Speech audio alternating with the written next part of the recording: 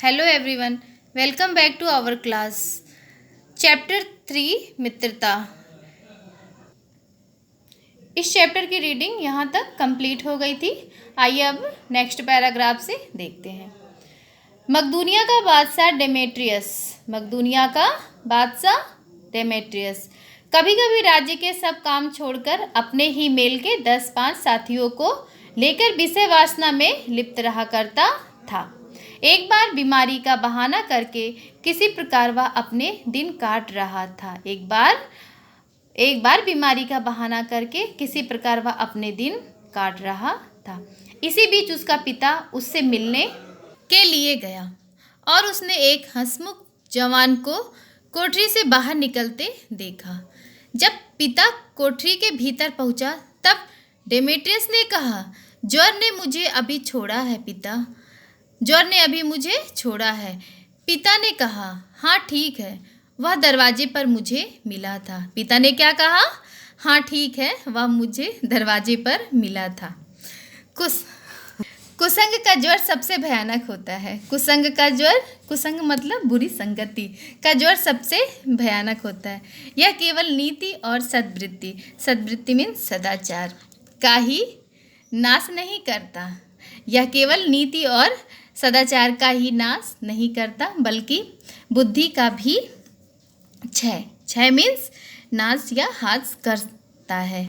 किसी युवा पुरुष की संगति यदि बुरी होगी तो वह उसके पैरों में बंधी चक्की के समान होगी, जो उसे दिन रात अवनति मीन्स गिरावट के गड्ढे में गिराती जाएगी, और यदि अच्छी होगी तो सहारा देने वाली बाहु के समान होगी, जो उसे निरंतर उन्नति की ओर उठाती जाएगी, जो उसे निरंतर उन्नति की ओर उठाती जाएगी। इंग्लैंड के एक विद्वान को युवावस्था में राज दरबारियों में जगह नहीं मिली। इस पर जिंदगी भर वह अपने भाग्य को सराहता रहा। बहुत से लोग तो इसे अपना बड़ा भारी दुर्भाग्य समझते, पर वह अच्छी तरह जानता था कि वहाँ वह बुरे लोगों की संगति में पड़ता जो उसकी आध्यात्मिक मीन्स परमात्मा और आत्मा से संबंध रखने वाला उन्नति में बाधक होते। बहुत से लोग ऐसे होते जिनके घड़ी भर के साथ से भी बुद्धि भ्रष्ट हो जाती है, क्योंकि उतने ही बीच में ऐसी बातें कही जाती जो कानों में नहीं पड़नी चाहिए। चित्त पर ऐसे प्रभाव पड़ते हैं जिनसे उसकी पवित्रता का नाश होता है। बुराई अटल भाव धारण करके बैठती है। बुरी बातें हमारी धारणा में बहुत दिनों तक टिकती हैं। इस बात को प्रायः सभी लोग जानते हैं कि भद्दे व फूहड़ गीत जितनी जल्दी ध्यान पर चढ़ते हैं उतनी जल्दी कोई गंभीर या अच्छी बात नहीं। एक बार एक मित्र ने मुझसे कहा कि उसने लड़कपन में कहीं से बुरी कहावत सुनी थी, जिसका ध्यान वह लाख चेष्टा करता कि ना आए पर बार बार आता। जिन भावनाओं को हम दूर रखना चाहते हैं, जिन बातों को हम याद करना नहीं चाहते, वे बार बार हृदय में उठती हैं और बिनती हैं। अतः तुम पूरी चौकसी रखो। ऐसे लोगों को साथी न बनाओ जो असली अपवित्र और फूहड़ बातों से तुम्हें हंसाना चाहें। सावधान रहो, ऐसा ना हो कि पहले तुम इसे एक बहुत सामान्य बात समझो और सोचो कि एक बार ऐसा हुआ फिर ऐसा ना होगा, अथवा तुम्हारे चरित्र बल का ऐसा प्रभाव पड़ेगा कि ऐसी बातें बकने वाले आगे चलकर अपने आप सुधर जाएंगे। नहीं, ऐसा नहीं होगा।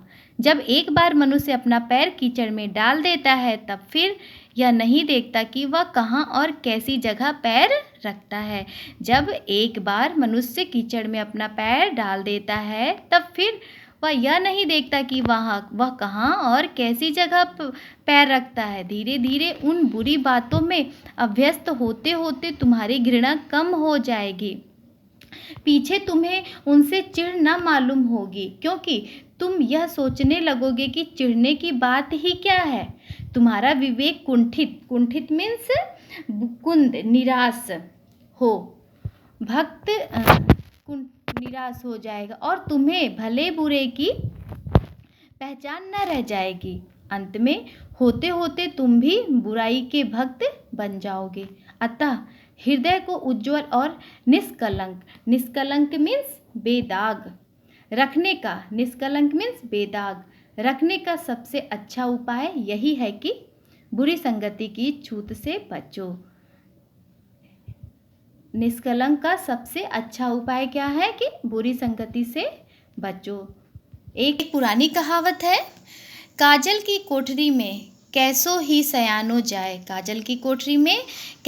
सयानो जाए, एक लीक काजल की लागी है पै लागी है। अर्थात काले कोठरी में कोई कितनों अच्छा से अच्छा सत्पुरुष जाएगा तो वो अपने आप को कितनों ही बचा के रखेगा, कहीं ना कहीं से उसे काजल की कालिक लग ही जाएगी। इसीलिए बुरी संगति से बचिए।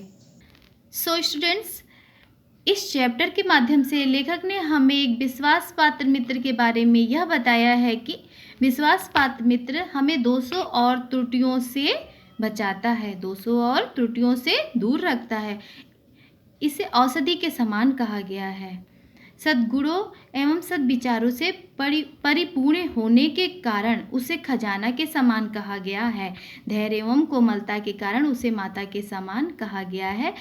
एक अच्छे मित्र की लेखक ने ये निम्न विशेषताएं बताई हैं। So students, our 3rd chapter मित्रता कंप्लीट हुआ। इसके क्वेश्चन आंसर्स नेक्स्ट वीडियो में देखेंगे। Okay, thank you.